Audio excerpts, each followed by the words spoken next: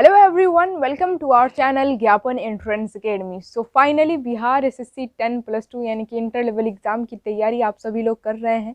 Exam आप सभी लोग का बहुत जल्द होने वाला है। हालांकि आयोग की तरफ से कोई नोटिफिकेशन नहीं निकाला गया है, लेकिन जहां तक मुझे लगता है कि बहुत जल्द आप लोग का एग्ज़ाम होगा। आप लोग बिल्कुल भी टेंशन नहीं ले, एग्ज़ाम तो होगा ही होगा। भले ही लेट कर रहा है आयोग, लेकिन एग्ज़ाम आप लोग का पक्का होगा। ये आप लोग अपने माइंड में फिक्स कर लें, ठीक है। और तैयारी आप अपना कंटिन्यूअस करते रहें। Bihar SSC inter level exam के लिए जो साइंस का प्रीवियस ईयर क्वेश्चन मैं आप लोग को करा रही थी, उसी दौड़ में जो है ना, इसी रेस में हम लोग आज के इस वीडियो में भी कुछ साइंस का प्रीवियस ईयर क्वेश्चन है, उसको हम लोग एनालिसिस करने वाले हैं। और हर एक क्वेश्चन का आंसर आप लोग को अपने हिसाब से कमेंट बॉक्स में लिखना ही लिखना है। इससे आप लोग का प्रैक्टिस होगा, ठीक है। तो चलिए आज के इस वीडियो को स्टार्ट करते हैं। देखिए, सबसे पहला सवाल, ज़्यादा बात ना करते हुए हम लोग डायरेक्ट मुद्दे पर ही आते हैं। सबसे पहला सवाल है कि सिरका को किसकी सहायता से तैयार किया जाता है। ऑप्शन ए में है क्लास्ट्रीडियम, बी में है लैक्टोबैसिलस, सी में है एसिटोबैक्टर एसिटिक और डी में है बैक्टीरियम लैक्टेरियम लैक्टिक एसिड। फिर से सुनिए, बैक्टीरियम लैक्टेरियम लैक्टिक एसिड, ठीक है। तो ये सबसे पहला सवाल आप लोग कमेंट बॉक्स ओपन कीजिए और अपने हिसाब से सबसे पहला सवाल का जवाब लिखिए कमेंट बॉक्स में, ठीक है। अब मैं आप लोग को सही आंसर बता रही हूँ, अब मिलाइए कि आप लोग का सही हुआ कि नहीं। कमेंट बॉक्स में लिखना है आंसर, ताकि प्रैक्टिस हो। एक का ए बी सी, मतलब इस तरह बी बी सी सी करके लिखेंगे ना, तो प्रैक्टिस हुआ रहेगा। तो उसी तरीके से आप लोग एग्जाम में भी टिक करके आएंगे कि हाँ इसका बी इसका सी, ठीक है। तो समझिए, यहाँ पर सिरका को किसकी सहायता से तैयार किया जाता है, तो एसिटोबैक्टर एसिटिक से तैयार किया जाता है। जो एल्कोहल होता है ना, उसमें एसिटोबैक्टर एसिटिक मतलब उसकी अभिक्रिया होती है, रिएक्शन होता है, तो उससे तैयार होता है सिरका। एल्कोहल के तौर पर आप लोग शराब भी ले सकते हैं, ठीक है। तो एसिटोबैक्टर एसिटिक का जो है ना उपयोग करके, मतलब इसी की सहायता से हम लोग सिरका को तैयार करते हैं। और आप लोग बता दीजिए कि दही किससे तैयार होता है, कमेंट बॉक्स में लिखकर बताइए। दूसरा सवाल है कि सोलर कुकर में किसका प्रयोग होता है। ऑप्शन ए में है अवतल लेंस, बी में है उत्तल लेंस, सी में है अवतल दर्पण, डी में है उत्तल दर्पण। ये तो बहुत ही हलवा क्वेश्चन है, बहुत आसान क्वेश्चन है कि नहीं। सोलर कुकर में किसका प्रयोग किया जाता है, तो विजुअली बात है अवतल दर्पण का। क्योंकि अवतल दर्पण क्या करता है, आने वाली प्रकाश किरणों को जो कि अनंत से आ रही हो, उसको एक पॉइंट पर जो है ना फोकसित कर देता है, यानी कि एक पॉइंट पर अभिसरित कर देता है। इसी वजह से अवतल दर्पण का यूज़ सोलर कुकर में किया जाता है। क्योंकि सोलर कुकर में क्योंकि अवतल दर्पण लगा रहता है, तो जितनी भी किरणें आती है, प्रकाश जितना भी आता है, वो एक बिंदु पर जो है ना इकट्ठा हो जाता है। ऊष्मा हीट उत्पन्न करने के लिए सभी प्रकाश किरणों को एक जगह एक पॉइंट पर जो है ना फोकस करना ज़रूरी होता है। तो इसी वजह से अवतल दर्पण का यूज़ किया जाता है। और सोलर कुकर में आप आसानी से अपना भोजन पका सकते हैं, ठीक है। तीसरा सवाल कि ऑयल गैस एक मिश्रण है। ऑप्शन ए में है संतृप्त ऑक्सीजन, बी में है संतृप्त एवं असंतृप्त हाइड्रोकार्बन, सी में है संतृप्त हाइड्रोकार्बन और डी में है असंतृप्त हाइड्रोकार्बन, यानी कि अनसैचुरेटेड हाइड्रोकार्बन। बताइए, ऑयल गैस एक मिश्रण है, ये है संतृप्त हाइड्रोकार्बन का। संतृप्त हाइड्रोकार्बन और असंतृप्त हाइड्रोकार्बन किसे कहते हैं आप लोग जानते ही होंगे। जब कार्बन और कार्बन के बीच एकल बंध हो, सिंगल बॉन्ड हो, तो उसे हम लोग संतृप्त हाइड्रोकार्बन, और डबल या ट्रिपल बॉन्ड हो तो उसे कहा जाता है असंतृप्त हाइड्रोकार्बन। तो ऑयल गैस जो है ना, वो संतृप्त हाइड्रोकार्बन का एक मिश्रण है। क्वेश्चन नंबर 4 देखिए, कौन सा प्रोटीन साधारण प्रोटीन का एक उदाहरण है। ऑप्शन ए में है फॉस्फोप्रोटीन, बी में है ग्लाइकोप्रोटीन, सी में है न्यूक्लियोप्रोटीन और डी में है ग्लोब्यूलिन्स। बता दीजिए इसका सही आंसर क्या होगा। और हाँ, वीडियो को अभी तक आप लोगों ने लाइक नहीं किया है तो फटाफट लाइक कर दे और ज़्यादा से ज़्यादा आप लोगों को वीडियो को शेयर करना है, ठीक है। अभी आप लोग फटाफट शेयर कर दे और चैनल पर नए आए हैं तो चैनल को सब्सक्राइब कर लीजिएगा, ताकि जब भी वीडियो अपलोड हो तो नोटिफिकेशन आप तक सबसे पहले पहुँचे, ठीक है। चलिए, तो कौन सा प्रोटीन साधारण प्रोटीन। साधारण प्रोटीन यानी कि सरल प्रोटीन उस तरह के प्रोटीन को कहा जाता है जो सिर्फ और सिर्फ एमिनो अम्ल से मिलकर बने होते हैं, ठीक है। साधारण प्रोटीन का एग्जाम्पल हो जाएगा एल्ब्यूमिन्स, ग्लोब्यूलिन्स, हिस्टोन, ETC वगैरह। तो देखिए कौन से ऑप्शन में ग्लोब्यूलिन्स दिखाई दे रहा है, ऑप्शन नंबर डी में दिख रहा है। इसको धीरे से टिक कर दीजिए।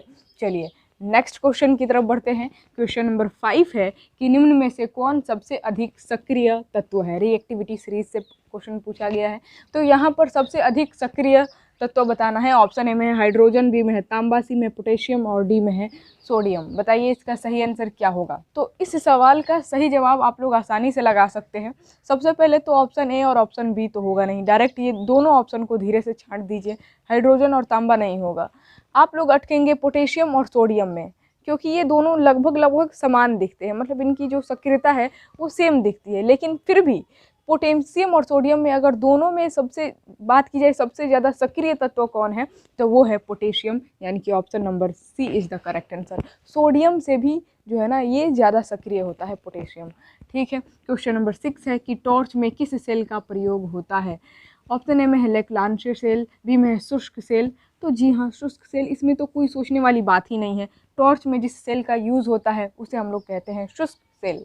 ठीक है, आगे बढ़ते हैं। 7वां सवाल है कि साइट्रस तेल निकाला जाता है। ऑप्शन ए में है पाइन, बी में है साइकस, सी में है देवदार और डी में है सिकोया।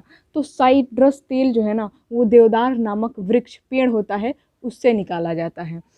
और 8वां क्वेश्चन है कि श्वेत रक्त कणिकाओं का औसत जीवन अवधि है, यानी कि श्वेत रक्त कणिका व्हाइट ब्लड कार्पल्स यानी कि WBC का जीवन काल आप लोगों को बताना है, औसत जीवन अवधि। ऑप्शन ए में है 21 से 25 दिन, बी में है 110 से 120 दिन, सी में है 5 से 7 दिन और डी में है 30 से 35 दिन। देखिए अगर बात की जाए RBC की यानी कि रेड ब्लड कार्पल्स यानी कि लाल रक्त कणिका यानी कि RBC का जो जीवन काल होता है वो 120 दिन का होता है। ठीक है, और WBC का जो जीवन अवधि होता है वो मतलब 5 से 6 दिन 7 दिन इस तरह। तो option number C is the correct answer हो जाएगा। 120 दिन तो RBC का होता है, तो ऑप्शन नंबर बी होगा नहीं। ठीक है, यहाँ पर इस क्वेश्चन के आंसर ऑप्शन नंबर सी होगा, 5 से 7 दिन, क्योंकि WBC का औसत जीवन अवधि जो है ना माना गया है कि मतलब या तो 4 5 6 मतलब इसी तरह से 5 से नहीं तो 7 या फिर आप यूँ कह सकते हैं ज़्यादा से ज़्यादा 20 दिन का हो सकता है, उससे ज़्यादा नहीं हो सकता है।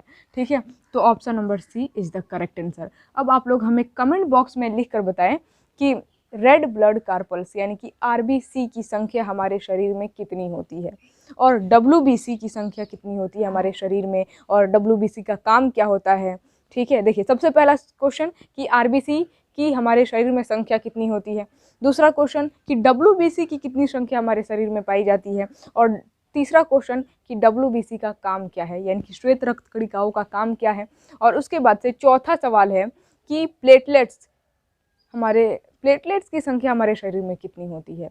ठीक है, और प्लेटलेट्स, पांचवा सवाल है कि प्लेटलेट्स का जीवन काल यानी कि उसका जीवन अवधि कितना होता है। ये 5 क्वेश्चन का आंसर आप लोग को कमेंट बॉक्स में लिखकर बताना है। ठीक है, तो चलिए, आई होप आज की इस वीडियो में ये जितना भी क्वेश्चन कराया गया है, मात्र 8 क्वेश्चन है प्रीवियस ईयर क्वेश्चन का। मैं ज़्यादा नहीं करा रही हूँ, थोड़ा करा रही हूँ, लेकिन हाँ सारा का सारा साइंस का प्रीवियस ईयर क्वेश्चन कंप्लीट करा दिया जाएगा, आप लोग टेंशन नहीं लीजिए। ठीक है, तो आई होप आप लोगों को आज के इस वीडियो में जो कुछ भी समझाया गया है वो समझ में आया होगा। तो अभी तक आप लोगों ने वीडियो को लाइक नहीं किया है तो फटाफट लाइक कर दे, शेयर कर दे दबा कर, जितना ज़्यादा हो सके। व्हाट्सएप ग्रुप आप लोग के जितने भी है चाहो तो आप शेयर कर दे, छोटे बड़े भाई बहन दोस्त रिश्तेदार जितने भी है चाहो तो आप शेयर कर देना है, ताकि सभी लोग इस वीडियो का लाभ उठा सके। चैनल पर अगर आप लोग नए आए हुए हैं, हमारे वीडियोज़ को पहली बार देख रहे हैं, तो मैं आप सभी लोगों से कहती हूँ बार कि चैनल को सब्सक्राइब ज़रूर कर लीजिएगा, ताकि जब भी वीडियो अपलोड हो तो नोटिफिकेशन आप तक सबसे पहले पहुंचे। नहीं तो वीडियो अपलोड होगा और आप लोगों को पता भी नहीं चलेगा। ठीक है, तो मेक श्योर कि आप लोगों ने चैनल को सब्सक्राइब कर लिया हो। तो अगर आप लोग यहाँ तक स्क्रीनशॉट लेना चाहते हैं तो कोई दिक्कत नहीं है, ले लीजिए फटाफट स्क्रीनशॉट। तो चलिए आज के इस वीडियो को हम लोग यहीं पर एंड करते हैं। इसी के साथ मैं आप सभी लोगों से विदा लेती हूं। अब हम लोग इसका नेक्स्ट वीडियो में मिलेंगे नेक्स्ट टॉपिक के साथ। आप लोग इंतजार कीजिए, बहुत जल्दी इसका अगला वीडियो अपलोड होगा और साइंस का सारा प्रीवियस ईयर क्वेश्चन हम लोग कंप्लीट करेंगे। बस आप लोग अपना प्यार और सपोर्ट इसी तरीके से बनाए रखें, ज़्यादा से ज़्यादा वीडियोज़ को शेयर करें और आप अपनी तैयारी इसी तरीके से जी तोड़ करते रहें। साइंस का एक भी क्वेश्चन आप लोग को मिस नहीं करना है। आपकी तैयारी में कोई कमी नहीं आनी चाहिए। ये नहीं कि ढीला पड़ गए, एक दिन के लिए एक्साइटेड हुए, 2 दिन के लिए एक्साइटेड हुए, उसके बाद से ढीला पड़ गया, ऐसा भी नहीं होना चाहिए। ठीक है, आप लोग अपनी तैयारी एकदम जी जान लगाकर जी तोड़ करते रहें। आयोग तो आप लोगों का एग्ज़ाम लेगी ही लेगी, मतलब ये तो फिक्स है। भले ही थोड़ी लेट कर रही है, लेकिन इतना ध्यान में रखिएगा कि आप लोगों का एग्ज़ाम फिक्स है, होगा ही होगा। तो इसी वजह से आप लोग बीच में ढीला नहीं पड़िएगा, आप अपनी तैयारी कंटिन्यूअस करते रहिएगा। और साइंस का ये जितना भी प्रीवियस ईयर क्वेश्चन कराया जा रहा है, एक भी क्वेश्चन मिस नहीं करना है, क्योंकि जैसा कि मैं आप लोगों को बताई हूँ कि प्रीवियस ईयर क्वेश्चन करने से फ़ायदा ये होता है कि उस टॉपिक जिसके बारे में आप बिल्कुल भी नहीं जानते हैं उसके बारे में भी जानकारी मिल जाती है, और प्लस आप लोग की तैयारी की भी जांच हो जाती है कि आप लोग की तैयारी कितनी ज़बरदस्त है, आप लोग पूछे गए सवालों का जवाब दे पा रहे हैं कि नहीं। ठीक है, तो ये सबसे बड़ी बात है। तो चलिए फिर मिलेंगे हम लोग नेक्स्ट वीडियो में नेक्स्ट टॉपिक के साथ। तब तक के लिए जय हिंद और खुदा हाफिज़।